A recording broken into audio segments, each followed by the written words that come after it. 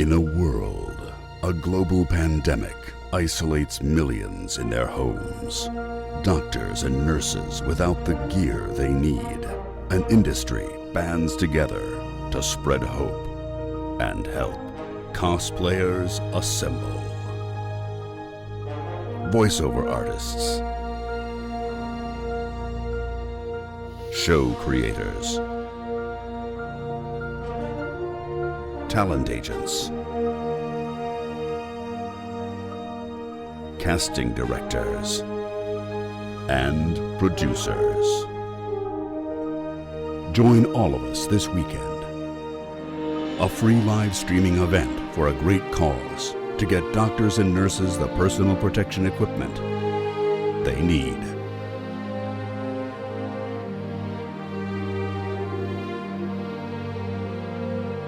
Follow and watch on twitch.tv/kidsvo. For more information, go to isocon.com.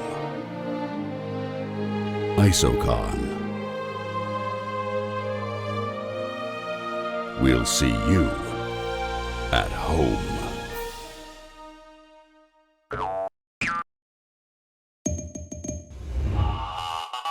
Welcome to ISOCON 2020. All right, there we go. If you've been paying any attention, you know what time it is. It's Cartoon Voices time. Let's get to it and introduce our panel. First up, Greg Cipes, Tara Strong, Carlos Alazraqui, Eric Bauza, Bob Joles, Peter Jessop, Zeno Robinson, Grace Rolek, and your moderator for the evening, Gary Mariano. And your producer of ISOCON, Tony, will be monitoring your chat.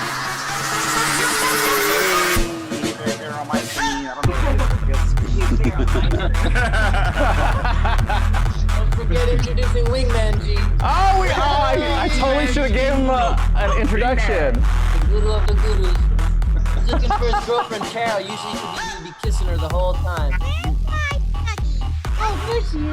All right. Welcome everybody to ISOCon. We have our cartoon panel, and I'm shifting things over to Gary. I'm Tony. I'm gonna be monitoring your chat as you guys are talking, and Gary's gonna run the show.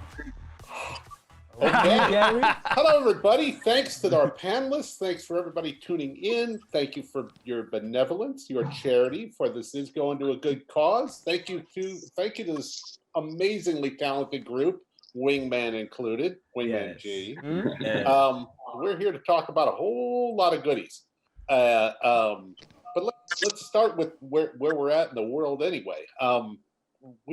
Things are different now. What were you good folks working on, and how has that changed? Anybody start? Carlos?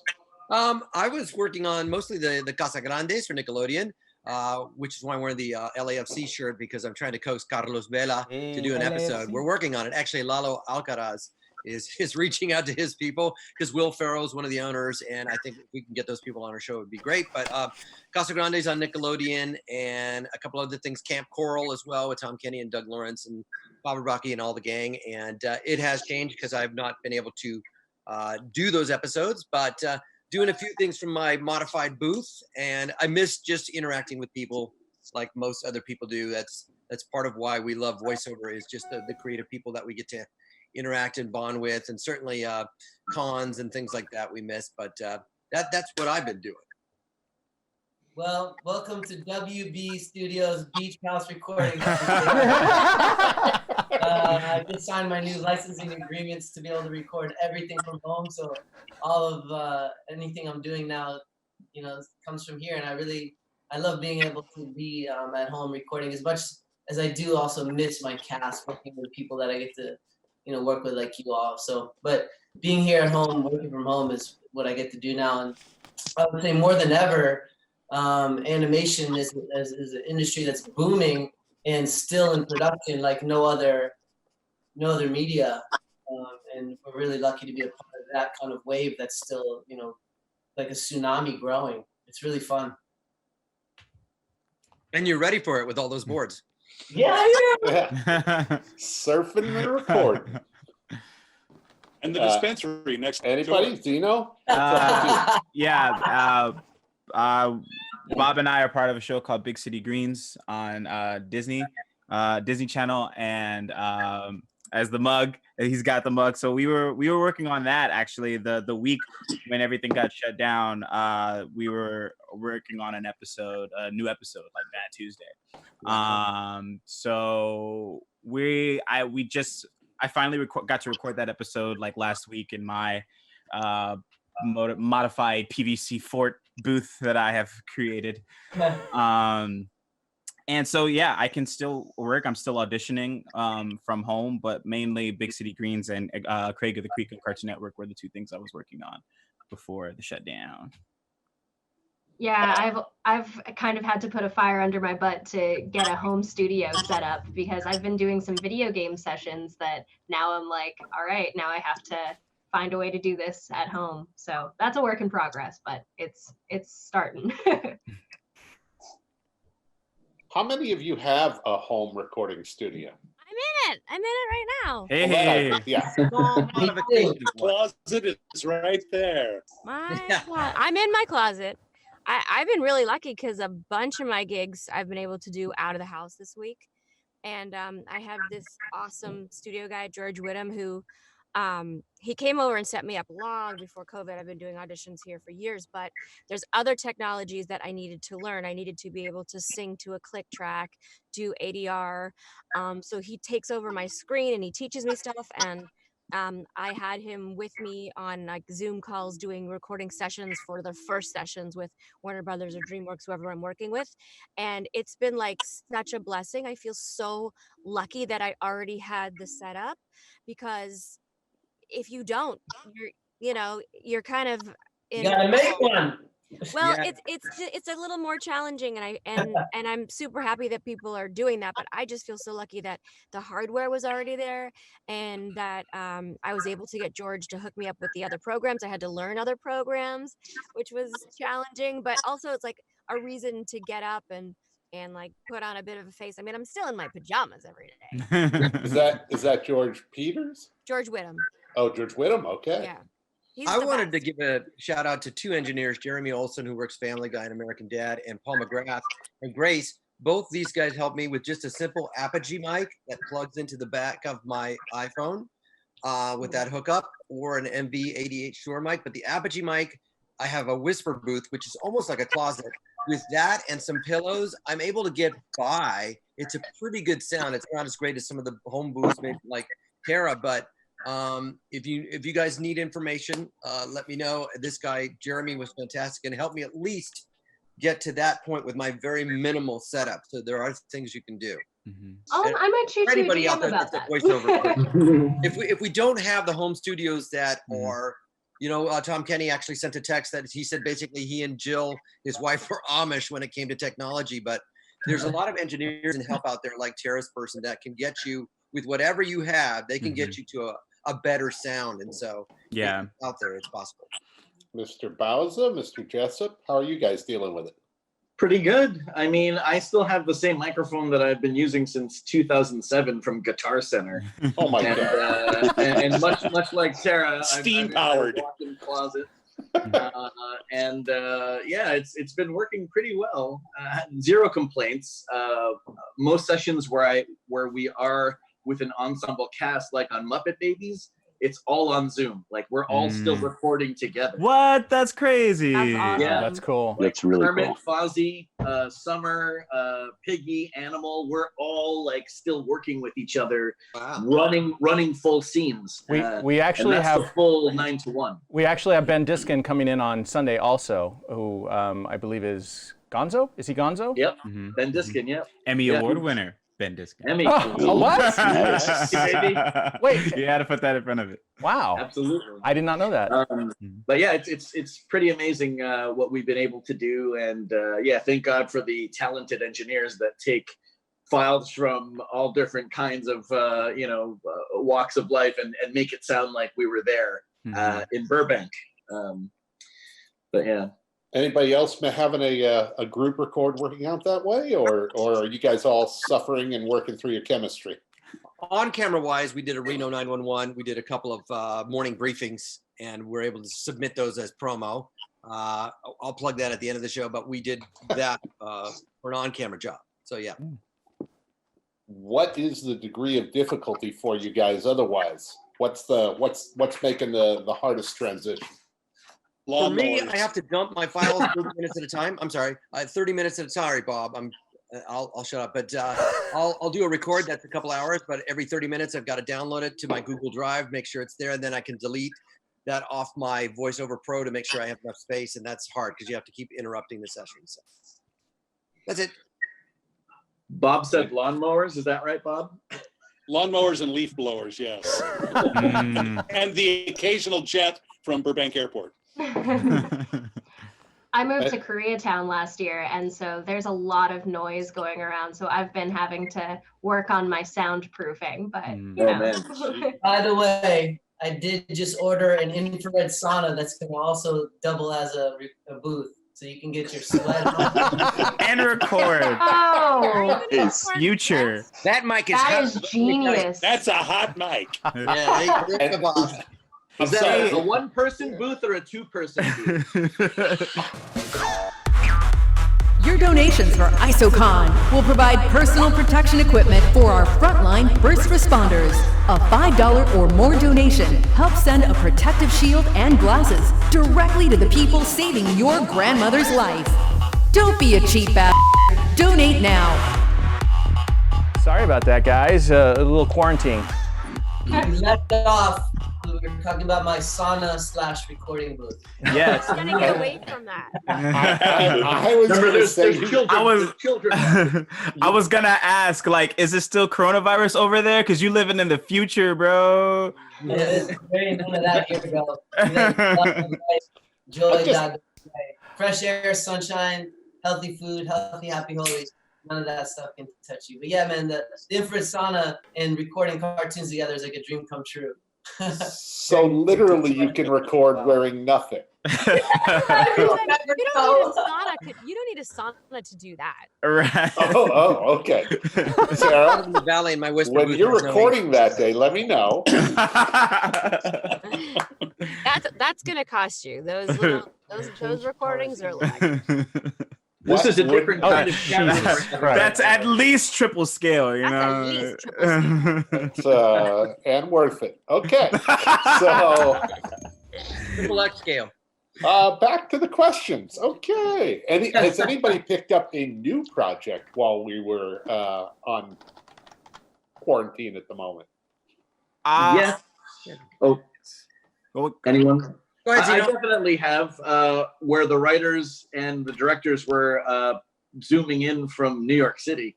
And I didn't even audition. They just wanted me to be on. And it was kind of crazy just getting to like hear what's going on over there from someone from there, not just, you know, through the news or anything. And it was, you know, it just really put things into perspective. I know our numbers are big over here too, but it just to hear, you know, to know that they were still doing well and to know that they were carrying on with their, you know, what they would be doing in their normal lives, was good and a sign of hope. So, and that they would think of me of all people to join the cast of this new show on Sci-Fi is amazing.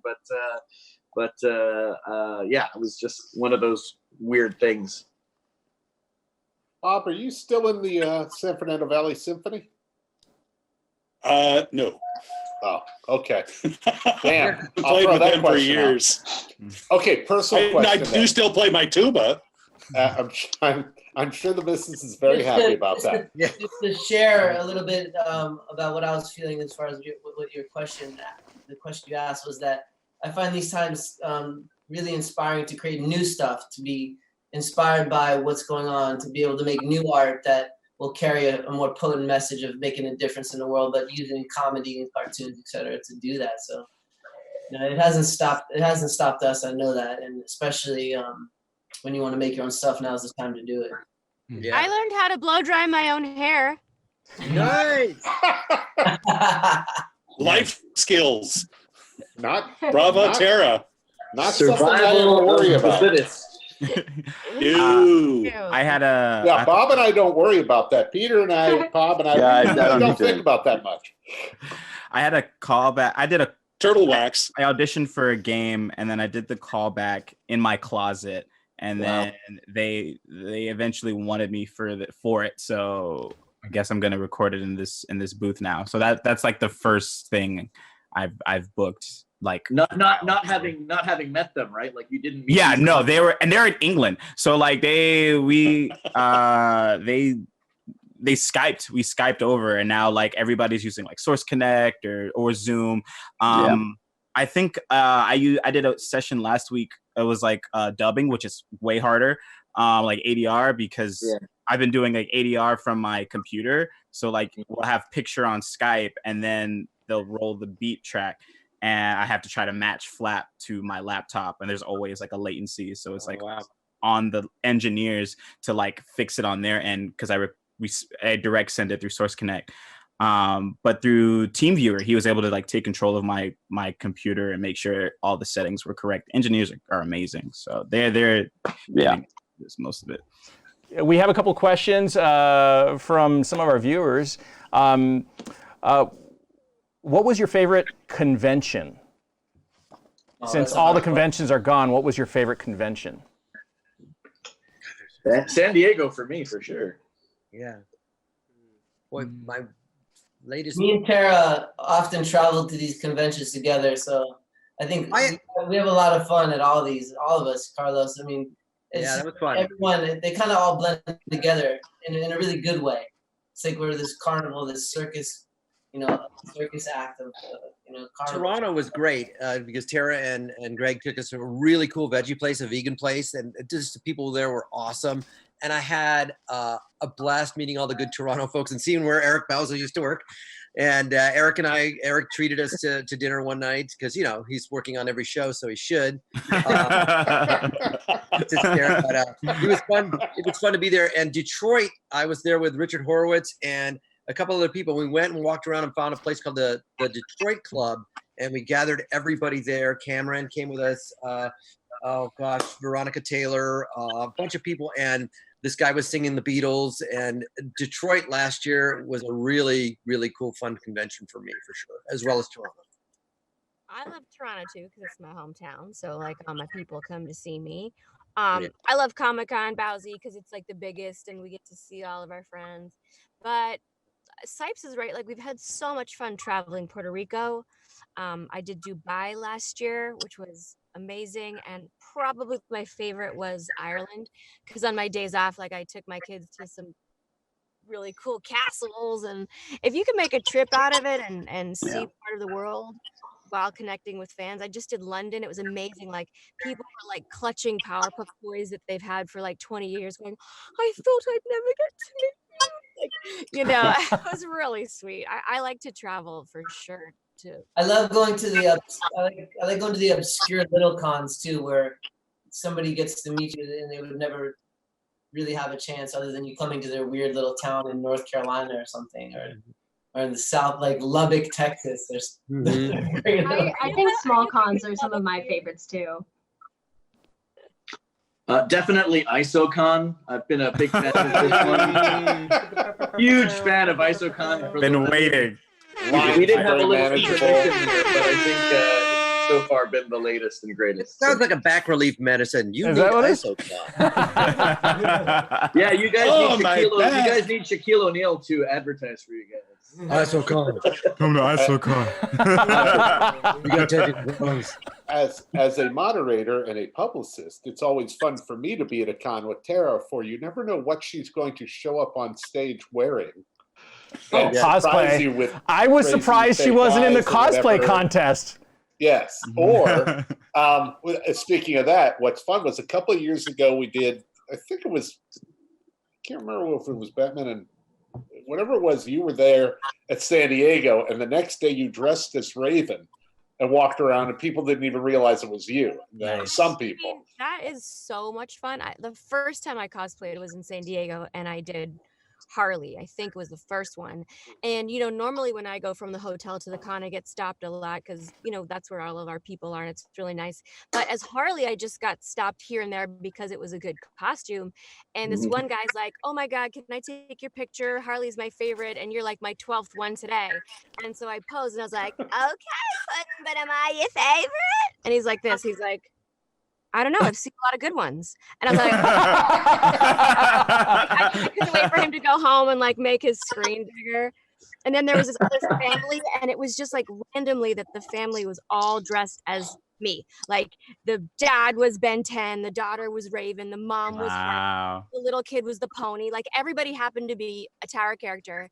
And they wanted me to take a picture with them as Harley. And I was with Jamie Thomason, a voice director. And I go to the girl dressed as Raven. I'm like, do you know who I am? And she goes, no.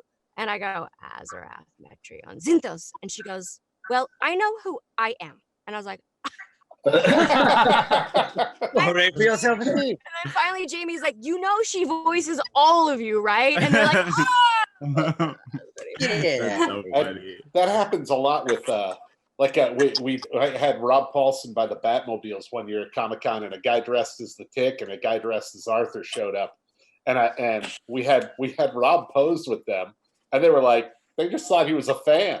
And finally, I was shooting the pictures, I said, you know, Rob voices Arthur, and the guy who was dressed as Arthur went as white as his outfit, and it was like.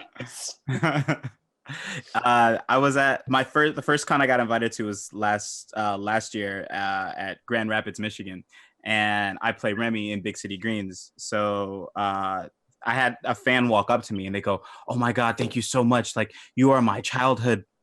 Thank you so much." And he didn't look that much older than me, so I was very confused because he saw my print in the background, and I pointed at it and I go, "Oh no, I don't play Erwin in Billy and Mandy. This is Remy from Big City Greens." Like, oh my God, it looks just like Erwin. And I'm like, he's not Erwin. Please stop calling him that. But Yeah, I got Erwin that like 3 was times. Vanessa Marshall. Yeah, exactly.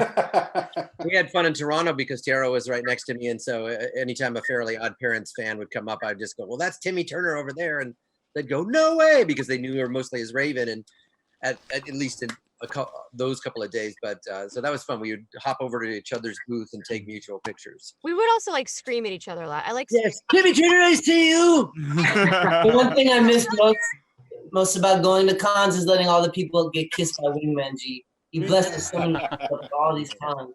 I miss it. He makes everybody so happy. I'm going to chime in real quick. Eric Bauza's family in Toronto. That's right. We have a question from They're all Chris. taller than him. Sorry, guys. We have a question from Chris B. VO Aboy. Do any of you have any advice for aspiring VO talents wanting to break into VO? Never heard that. Get a home studio. Yeah, right? Studio. I tell people, have your own YouTube channel, put stuff up on Instagram, make a story, do a list of impressions like Ross Marquand or Jim Meskimen, show off your skills online, try to develop a following while at the same time taking professional classes. If you can come to LA, take a Charlie Adler, a Bob Bergen, or any of the classes that you can muster and meet casting directors. Do it the traditional way and the non-traditional way, where you take the bull by the horns and make your own content. Mm-hmm. Hey, I'll turn that question on its side, because I know you've all heard that about 1,000,000 times. What's the best advice you got as an aspiring voice actor or along the way? Lose your Canadian accent. But definitely though, acting first for sure, because it's so what if you could maybe do like wacky voices if it's not grounded in some kind of reality or believability, like these characters actually are real and convey real emotions, then all it is a wacky voice, versus this is like there's real guts to this character, and then the voice will follow usually. Yeah. Don't be afraid to take risks. Charlie Adler's really good at pulling stuff out of you that you never thought you had before. So if somebody's Amen. I was gonna say, I'm so glad you said pulling stuff out of you. Yes, exactly. I was gonna say my the dear Gary, watch your tongue. How dare both vocally and other things. Yeah. Is it important to be able to mimic, or is it I mean, how key is that for everyone? It's another arrow in your quiver. If you can do impressions, mimic other people, that's a great tool to have. But if it's not your thing, try other strengths. Mm-hmm. I'm lucky that I can do John Rhys Davies, and I've gotten a lot of work out of that. But it's one of the tools that I'm able to use. A lot of guys can, and a lot of women can too. But there are some that can't and don't and choose not to. Can you give us a little John Rhys Davies from Disneyland? Welcome, my friends, to the Indiana Jones adventure. Please keep your hands, legs, feet, and arms inside the transport. Okie dokie. I am your host and guide, Salah. Perfect. Love it. You got the job. Thank you. You got the job. Thank you. I did. I'm also the voice of the conductor on the train. Yeah. That's awesome. I was particularly impressed with Bauza last year when we were doing the Banana Splits horror movie, and he learned all 3 of the main voices overnight watching YouTube and came in and nailed them. Wow. Talk about acting in a sauna. You weren't wearing the costume. It was hot in that booth. And I'm so glad you chose to do my interviews for the behind the scenes after I did the job. I was like glistening like a ham, like in those videos. Gary, spiral cut Bauza. Yeah, the best advice I probably got was, like Carlos said, from Charlie Adler. It's like, because sometimes, like, in the beginning stages of acting, at least for me, it was very slow, and there was like a lot of auditioning and like not getting it and getting close and not getting it. So it was he just said a lot of like stuff to me that stuck out, like, like, don't you love acting? Then why are you suffering? Like, if it's not fun for you, what's the point? And if you're not enjoying yourself, what's the point? So as long as you're having fun, you're doing the right thing. That's the key right there. Yeah. Do what you love. Also, I mean, adding on to that a little bit, of like, don't be afraid to use your body and get really into it. I mean, just because it's just your voice doesn't mean that you can't be moving around. I mean, you're standing still, so that way the mic can pick you up, but you have to get into it, even though it's just And Grace, that's a good point. Do you practice grunts and impacts before you get into the booth, or is that something that I got hit with a missile, this is what it sounds like? I mean, it does kind of feel like it all comes out differently every time. I mean, with Connie, I get to do a lot of sword fighting efforts, which, I definitely do a lot of miming of like hitting stuff. So that's fun. But Grace, if you never need any tips on that, I was captain of my fencing team in college. Ooh. Nice. On guard. Nobody to foil. I got an impromptu fencing lesson at a convention once, which was really cool. That's awesome. Yeah. We have a question, guys. We have a question from. We have a question from Uncle Lumpy. Hiding behind a microphone. Can you guys hear me? Lumpy, go ahead. We have Uncle Lumpy says, my real question is, with the current situation requiring so much VO work to be done remotely, do you think this will open the market up wider to talent based in places other than Los Angeles? It's already been opened up to people in places other than Los Angeles. Whoa, it's been Peter national. speaks and his voice is like, Yeah.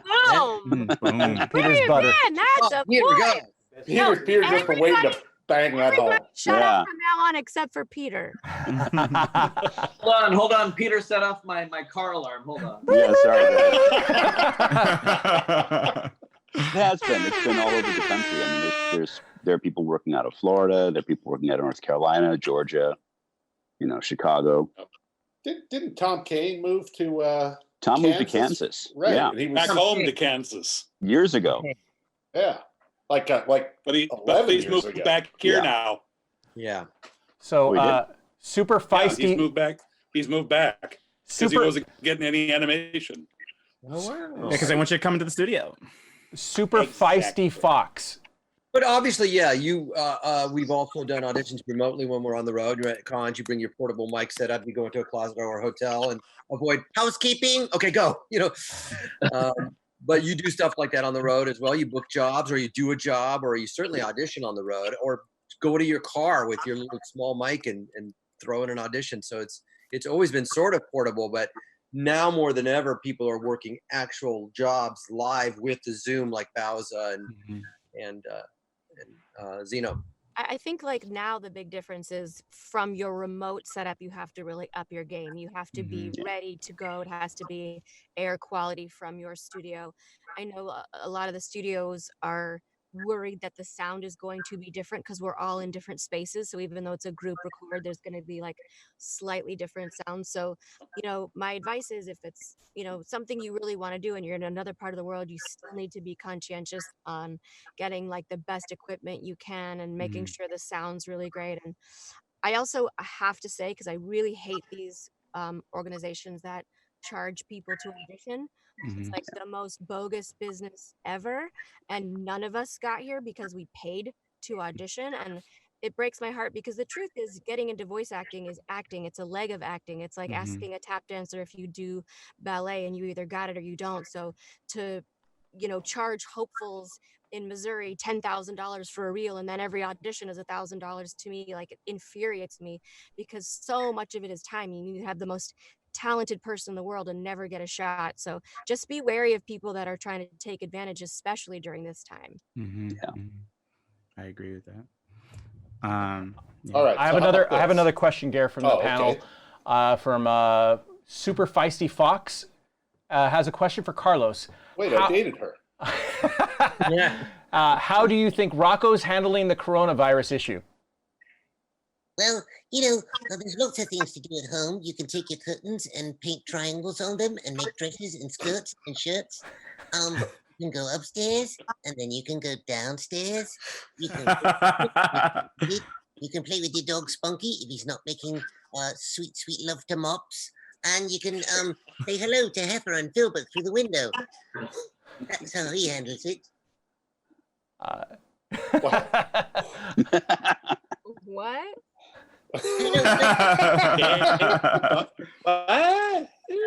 What's the toughest role you've ever had? And flip on that. What's the role you still covet to get? Bugs Bunny. No. What was that, Doug? I'm trying. Zeno, what is the answer?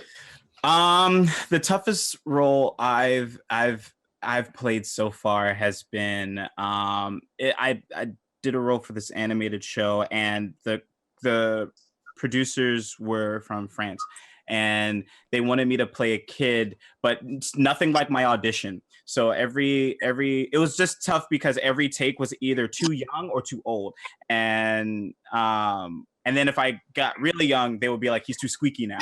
So it was like, I don't know what you guys want. You guys keep changing on me. So that was the toughest one because usually I can play younger, but I don't know. It was like an interesting job experience for me. And the coveted role so far for me is probably Static or Miles Morales, like one of those. Oh yeah. We have a question. Bauza? We have. Oh, sorry. Oh, we got more? We got a lot of questions there. I'm like, we got so many questions. I'm just picking a few here and there. This one is for Bob. Bob, what's your favorite Big City Greens episode? Oh, wow. Of the ones that have aired, of course. Probably my favorite one I would have to say is Green Christmas, our Christmas episode that just premiered in December. We all got to sing, and it was really well done, and they got to record it with an orchestra. Mm-hmm. So at Capitol Records, our composer Yo had I think a 28-piece orchestra. It was fantastic. Wasn't that the one with? I covet being the 7th Teen Titans Go cast member. I know they just got a new. They need an Asian Latino kind of Charlie's Angels character. Okay, Titans, I have a new for you. Just throwing that out there. I covet that. Because my kids would love me more because that's all they want. They love the Titans. Oh, well, Greg was on the rehearsal yesterday, and Austin was coming up with like one of her 17 shirts, and then whenever Raven calls them, they just melt. So I got my connections there. Daddy's cool. What's up? That's what's up. Do we want Nobody else? do you want Greg to answer the next one? The real dark Superboy said, "Is doing free voice jobs so you can add them to your resume worth it?" I think so. Now, also, you have a story about breadwinners, right? You did how that came to fruition. That was like one of those weird things where, I got, tapped on the shoulder over Messenger from a guy who I'd never met before. And I was like, okay, I'll record this voice for you as long as you don't slit my throat and kill me. You seem like a nice guy. Sure enough, he was. And then that pitch ended up being, the pilot for Breadwinners that was on Nickelodeon for a few seasons. And it was just one of those things where you just got to kind of pick and choose, what you lend yourself to as far as like your free time and your talents, and the voice that I chose was definitely like probably one of the worst one. It was like Bugs Bunny and Cartman mixed together, produced. Yeah, and it was like, oh, this will never go. It'll never go, And it went, and I was like stuck. I was kind of stuck doing that voice for like a couple of years, but it was probably one of the most fun shows I ever got to be a part of. We did a for free rip show that Bauza was part of called. You got another Uncle Grumpy? What percentage of your work would you say you obtain from your agents versus friends and marketing on your own? That is a tough one too, because I feel like for living legends like Tara and Carlos, you guys have been around, and Greg as well. As far as like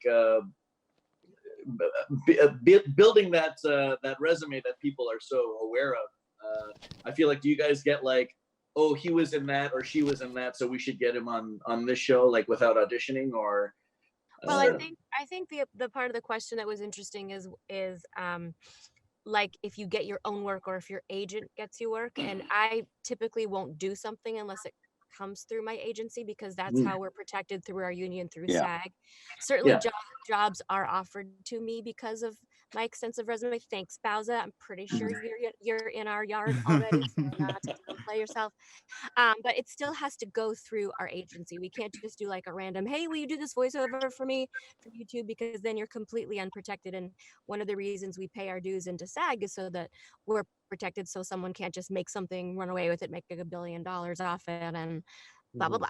With that said, there are favors that come through, and they also come through our agents too. Yeah, I would say that it's about 80-20, everything coming through the agency. But yeah, because you have a relationship with Nickelodeon or Disney, or certain directors, as this entire panel does, you're going to get jobs because they know your work already. And that's for me 20% of the time, and then 80% of the time it's auditioning for all the copy that comes through the agency. But everything is always union approved, as it were. I have another one. That's funny. Wait a minute, Tony. Oh, go for it. I'm in a lot of casting sessions, and it's funny because where the voice actor is concerned, 90% of the time, we know what you guys are pretty well capable of in the wide range, and it's rarely that somebody says, oh, let's get Bauza to audition for this. Right. We should get Bauza for that role, or this and that. And it's only on occasion when you have a reasonably new casting director who will say something along the lines of, I was thinking of a Tara Strong type for this. And one of the producers are sick of that. They'll always look at me and go, you do it. And I'll go, how about if we get Tara Strong? That's always the kiss of death. Like when it's on an audition and it says, we want it to be a Tara Strong type, then I'm never going to get it. Bauza got it. Yes. All right. I got a question from Marna. I think it's Marna over in Connecticut. I'm going to give it to Greg. Greg's been pretty quiet so far, so I'm going to throw this one at him. When did you realize that this is something you loved and wanted to do for your career? I grew up in a camper traveling across the United States with my 9 brothers and sisters. And my dad would let me get on the CB radio at the age of, really young, and mess with truck drivers with different voices.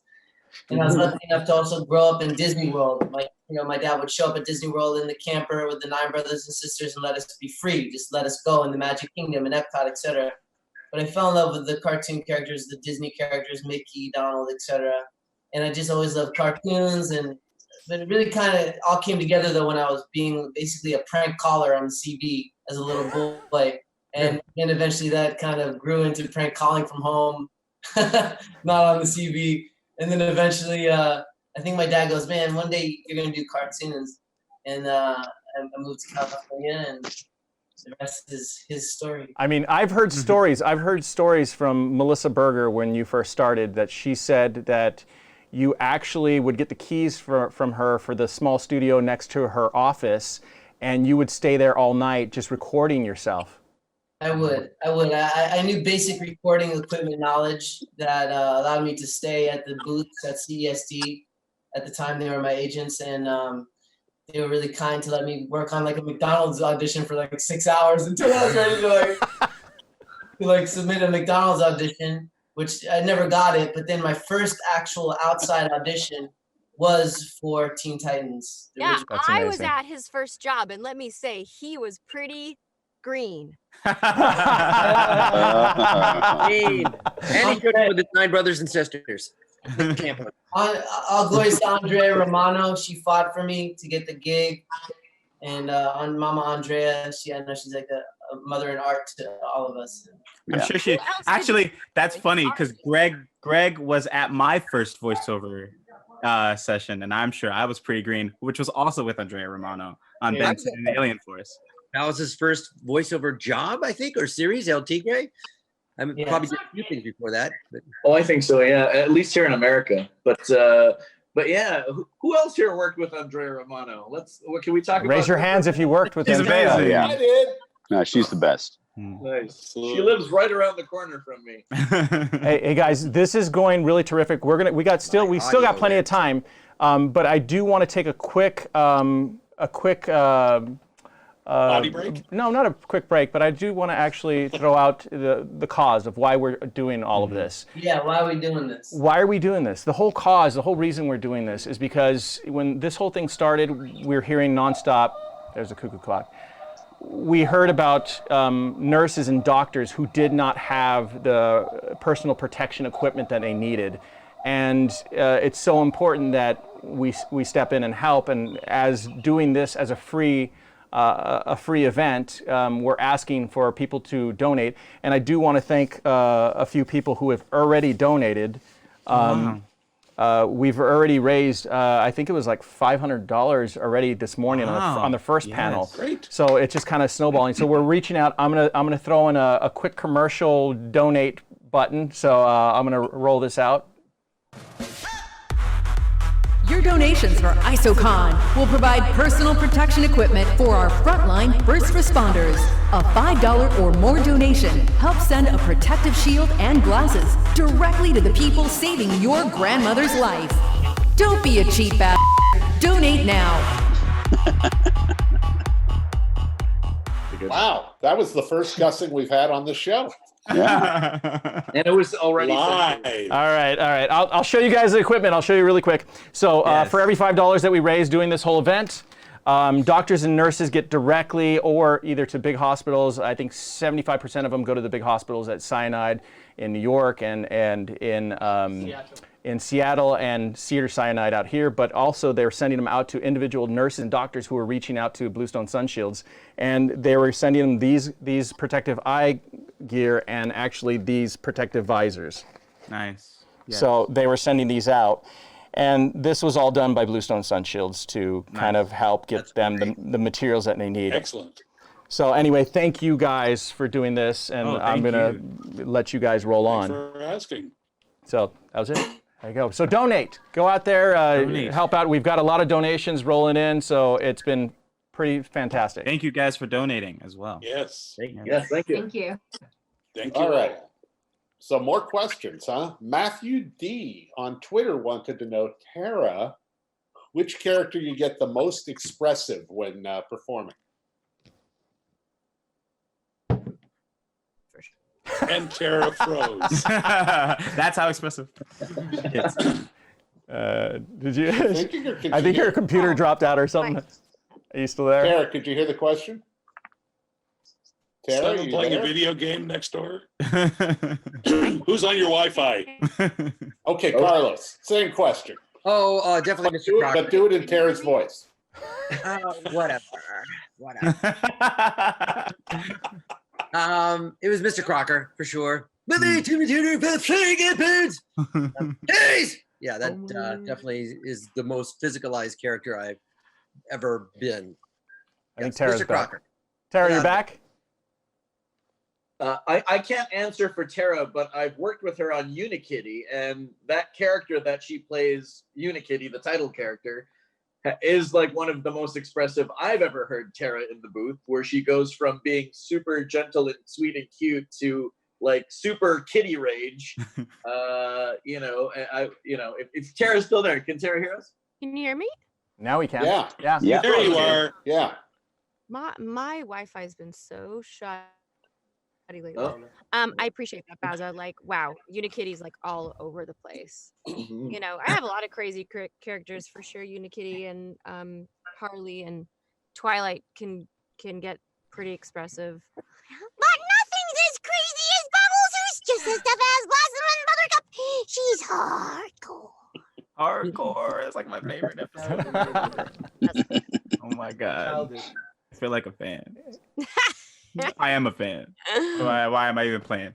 Oh, cute. Years ago, I got to do an episode of Powerpuff Girls with Tara, and she and I got to belch together. Nice. She belches louder than I do. I mean, it is one of my skill sets to belch on cue. So. Veggie Well, belch. you Veggie did it belch. very, very well, my dear. Thank you. One of the things, you guys, that I've asked students that I've trained to do is laugh.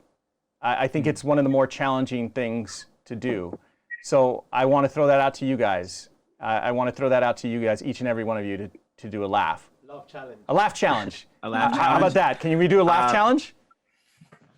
I have a specific laugh for Remy because he's a giggler. So he's always like, I think it just makes him more adorable. My favorite laugh ever was Winslow from Cat Dogs. It was basically just two things. He would go,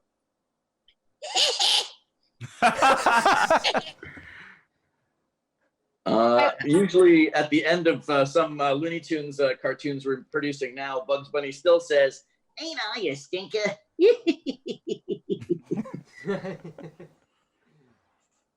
Connie Nobody has a else? really There we sweet go. laugh. She goes like, That is a sweet laugh. "That's very sweet." Yeah, Beach Boy laughs a lot.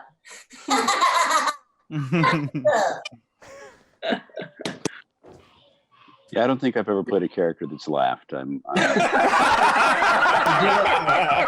play a lot of dark expression characters. It's a lot of robots, you know. We need to get you out in the sunshine, Peter. We all do. Right? Peter Jessop as Unikitty. That would be, I would watch that series Yes. till the end of time. Who did you guys grow up idolizing voiceover wise? Or who you know what? Not even These grew up. people here. Today, who still impresses you every day in the booth? Gosh, everyone's Yeah. so good. When I used to tell people I would watch the cast of Fairly Odd Parents with Tara and Darren Norris and Suzanne Blakesley and myself and Grey Delisle or whoever, Jeff Bennett would pop in, Bauza would come in. It was so symphonic.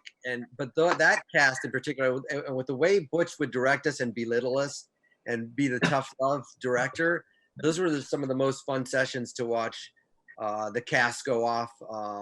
It was just amazing to watch when you just step back. I thought that was one of my, and then of course Rocco's Modern Life with Doug Lawrence and Linda Wallum and Tom Kenny. That cast as well was just anybody you work with, any of these people right here. It's just amazing to step back and watch other jazz musicians just riff so facilely. So all of it. I think what I like the most about the actors that you meet in voiceover and you get to work with often, nowadays, like young modern Hollywood kind of just blends together. I'm more of a fan of like the old, like the era of like Dean Martin celebrity roasts, like those actors who are so specific. Like there is such a specific quality to the people that I get to meet and work with, like people in this Zoom chat, like, oh, that guy has such a good, impression of so-and-so, or, I hear someone like Rob Paulson or Greg Cipes that has such an iconic, their normal speaking voice already sounds like a voice that I would, could try to imitate for millions of years and never get, but that's just their normal speaking voice. And that's what I love most about voiceover is that, we get to be like a million different characters and creatures and people. And sometimes when you go, that's the voice of so-and-so, you would never think that that voice would come out of that person. And I think like that's what I love most about, the people that you get to meet, and the kind of people and talent of people that are in our industry. Mm-hmm. Like I remember my first couple of sessions of Young Justice. I was sat right in between Troy Baker and Nolan North, who are two like just giants in the industry. And I was like Nolan just like he'll sit and then he'll stand up and deliver a line perfectly and then go back to like riffing and playing and joking with Jesse McCartney. I'm like, how does he do that? Like Phil Lamar still amazes me to this day. He did that I don't remember the magazine, but he did that video where he like just took characters and made like voices out of them, and it's still like kind of mind blowing. Like every time I'm in a booth with any of these talented people or alongside any of these talented people, whether I see them or not, I always realize how much more that I still have to learn. Like so all of you guys, honestly.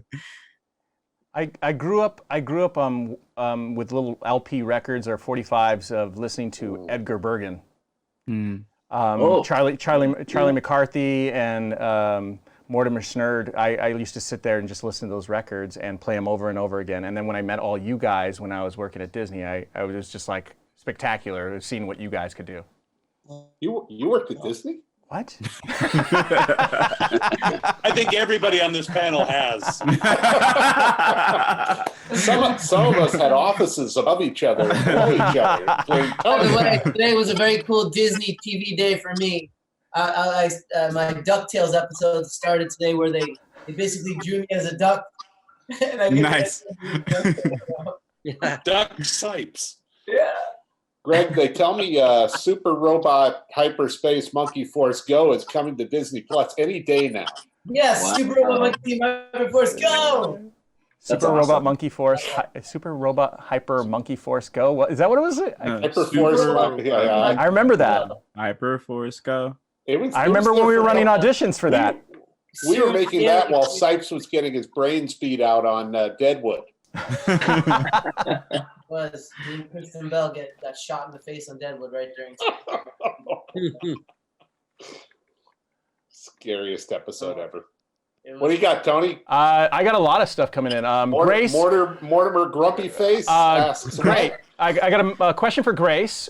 Grace, who would Connie like more, Supergirl or Batgirl? Oh, that's tough. I mean, I feel like probably Batgirl, honestly. I feel like Connie really likes like very like complex. I think the sort of like darker side would really appeal to Connie, because when you hear Connie talk about her like favorite young adult novels, she was like dropping stuff about anti-authoritarianism. So I feel like she could like go a little bit deeper with that. Speaking of deeper, hey Peter, what's the most iconic / cliched line you get stuck with all the time? It was for ISOCON You have trailer. no idea what I'm capable of. That's the most cliched line ever. So I thought it was Don LaFontaine, in a world. Yeah, in a world. Have you guys all watched In a World, the Lake Bell movie? Oh yeah. Yes. I just watched it again the other night. Cracks me up every time. All right. There's so many questions. Sorry, I can't get to everybody's questions here to get them all through. All right, so we have a question. Bob, can you please make us all cry with your Sebastian Cabot match because it's so good. I don't even know what that is. I don't know what that is either. Many strange tales are told of these jungles of India, but none so strange as the tale of a small boy named Mowgli. Wow. I'm dying to know how many people watching this actually remember Sebastian Cabot. Mr. French. Mr. French. Excuse me, Mr. Davis. I believe Jodie and Buffy are... Oh, never mind. Yeah. So lost. I have no idea what's going on. Don't worry about it, Zeno. Way before you die. You'll find it on YouTube later. Don't worry about it. Zeno was exactly Look up Paul your demo, Freeze too. at the same time.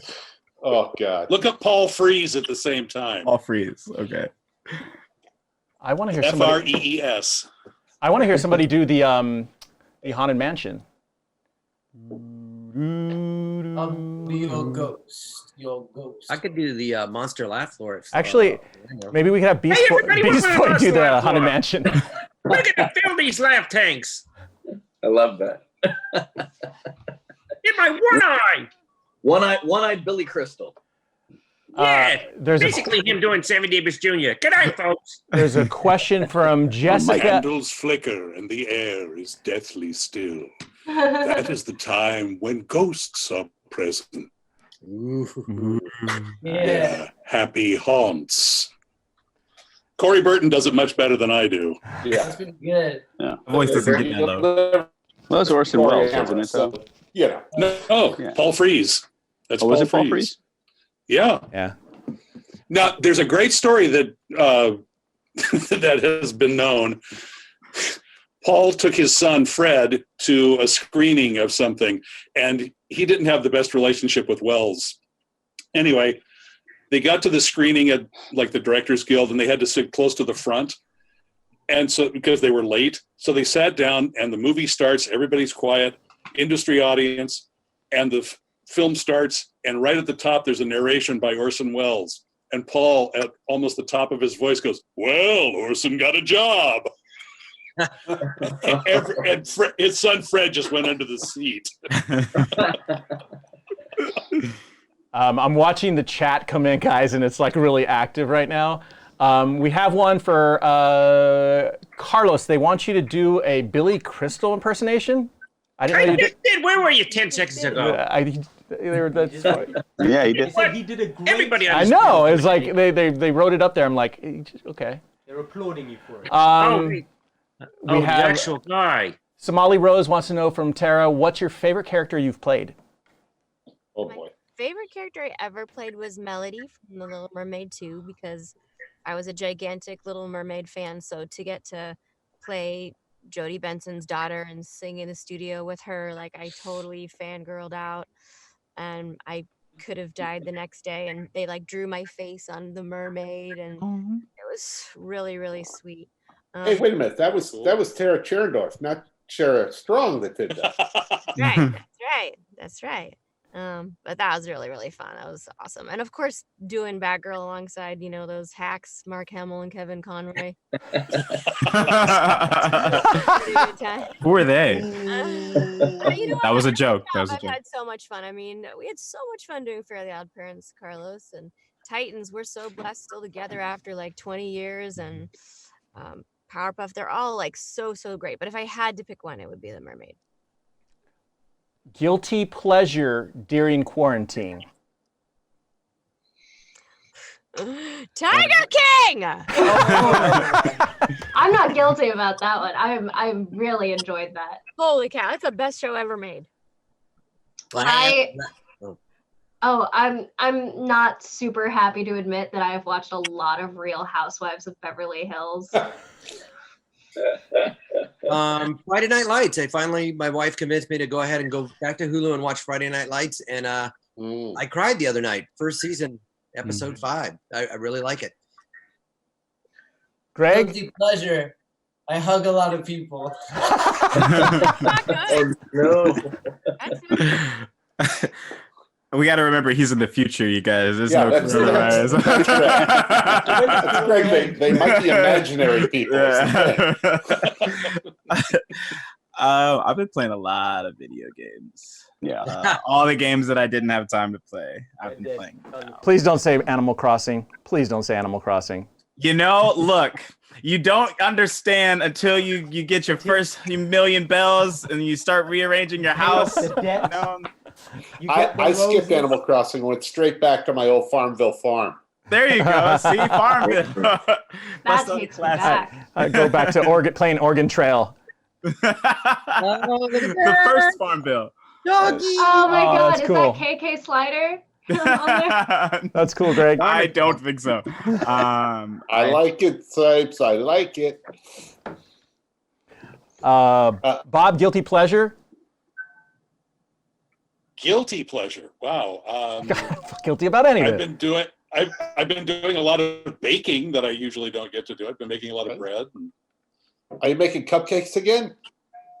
If you want some cupcakes, I'll get them set out on the front lawn, and you can come by and pick them up. If French toast. if you never had the chance, Bob Joel's cupcake business was awesome.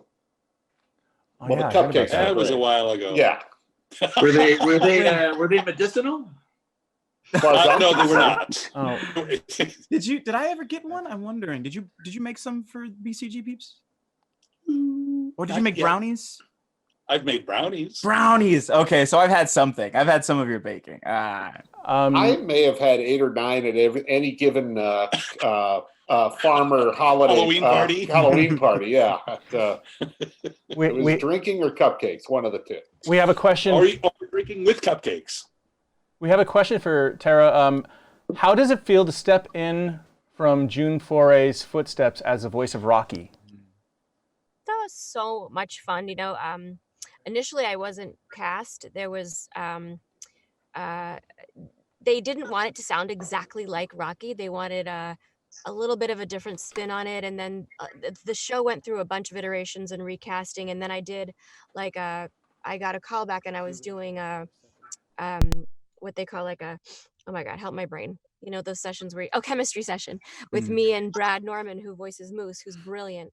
And still they didn't want it to be an exact voice match. So I was like nervous because he sounds exactly like Moose. And then June passed like shortly after I booked it. And I felt like she jumped in my body and said, it's supposed to be like this. And like more of her Rocky came out and everyone was like loving it. And it was just vibing because everyone else sounds exactly like the original. And I asked Scott Fellows, can we go back and redo it? So it's like authentic Rocky. And he said, yes. And like, it's so cool because no one else has played Rocky since that time. And of course, June is trailblazer icon, someone I've always looked up to. So it's such a big honor. And it is one of the greatest shows no one's watching. That show is absolutely brilliant. It's on Amazon, especially all you got to do is start with season 2 and Weird Al's in it. And the animation's beautiful. The songs are awesome. And I love Hokey Smokes. It's like the greatest job ever. Like talk about great nights in animation. The tribute night for June at the Academy was everything. Hokey Smokes, Tara Strong is cute. Thanks, Beast Boy. You know. And hug her. That's my mama, yo.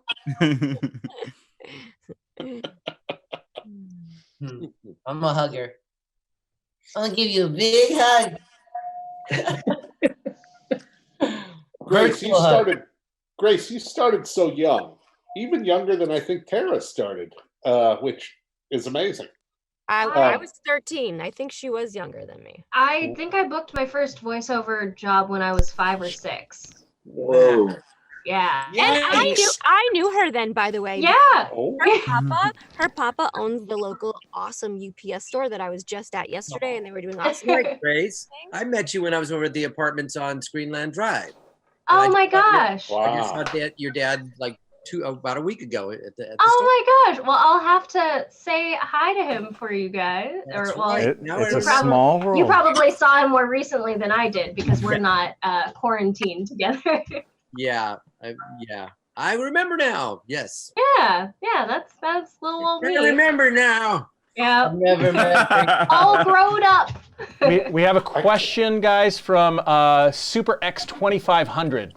Oh, that's Super X. You guys know Super X. Yeah. Do you guys watch any of your own shows? Yes, I watch everything I do. I am an artist, and therefore I must judge myself as harshly as possible. Thusly, I must watch everything. See that? I know I'm not the only one. I like to watch my stuff. I don't watch absolutely everything, but I like to watch it. I especially like watching things that my kids like. They love Rick and Morty, so if I'm in an episode of that, I'll sit with them, or like a Family Guy. Like my kids are 15 and 18 now, so like they're into like that kind of stuff. But I like watching my stuff. It's fun.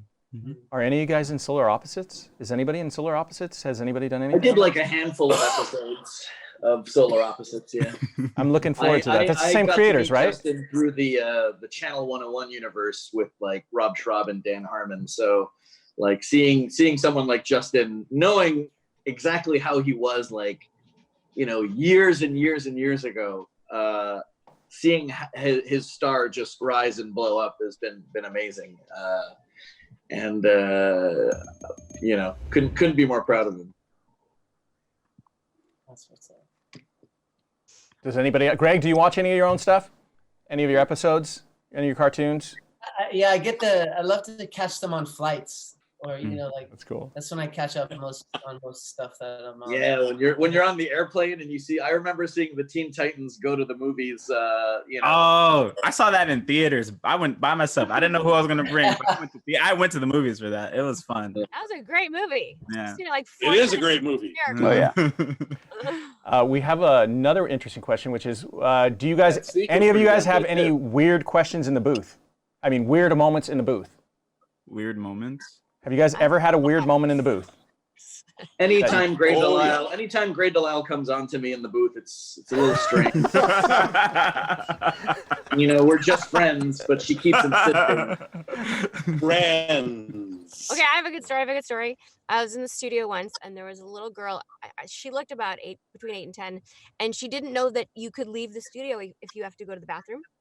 And she was standing at the mic, and everyone's doing their own thing, and she's doing her lines, and you think everything's fine, and then all of a sudden she goes, "I'm doing it," and she peed. Yeah.